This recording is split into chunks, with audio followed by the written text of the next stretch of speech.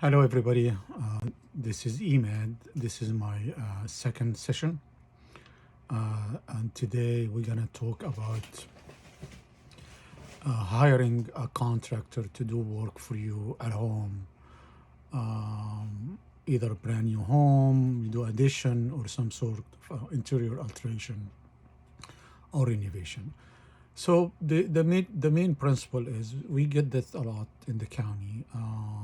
So many questions from citizens.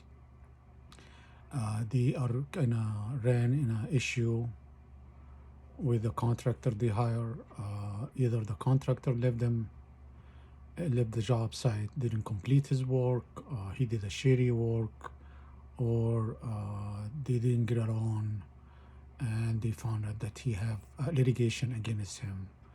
So the most important thing when you hire a contractor is, number one, when you hire a contractor, you have to make sure that he's a licensed contractor.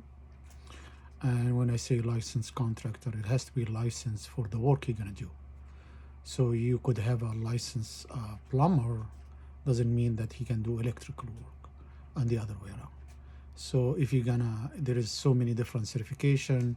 You can go to the state you live at and check their website. And every single state, they should have a whole entire list. You can check a contractor by name or by his license number and figure out what is his license entail, what kind of work he can do.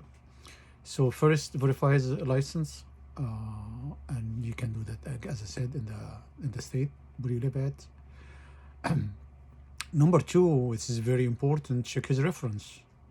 Now, when any contractor apply for a job with you, he should give you 3 or 4 reference. Check the reference, and you need to do more diligent work. You can actually check his work in the county that you live at. You can reach to the county and ask if you can get the last 3 or 4 job the contractor did in the county you live at. There is a Freedom of Information Act, the FOIA request. You can go to your county and request that the history of your contractor in the past year or the year before. Get there the contact information for the project that he did, and then you reach out to them. So that might be actually more accurate information you can get, because usually when you apply for a job, you try always to get the reference that's gonna say a good work about you, but this is an additional step you can do to make sure. The other thing is really very important to think about it is, not every cheap contractor means that will end up with a good work. So in general, we don't want to generalize that most of the contractors are doing a great job, but same like any other trade or any other business, there is always some bad apple. They give the whole entire industry a bad name. So we are talking about how to prevent yourself from getting a victim in a situation that you really don't know what to do. And the other thing, when you get at least 3 or 4 codes, usually the cheapest code is not really the best one you go through, because it might be cheap now, but it end up with might be cost you a lot of more money when if the work is really came shady and you have to fix it.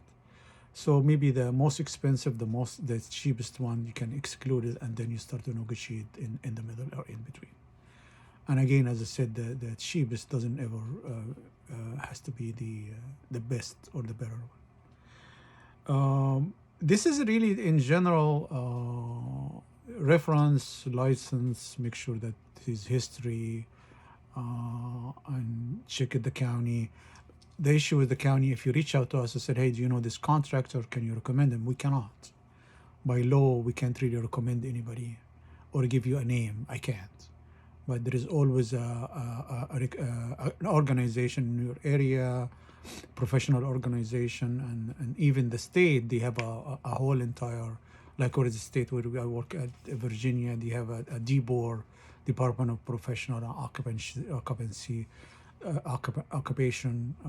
They can actually, you can go there and check their license, but that's not gonna, you only can check there if they have a case pending, their license been suspended, if there is any court case, and they usually have the final decision if the case is in bending, they don't really. So I hope that give you kind of a general idea how to reach for the good contractor, and don't really fall in what we all the complaint we get in the county about that the work that been done and either not complying with code, or contractor did the whole entire work without a permit.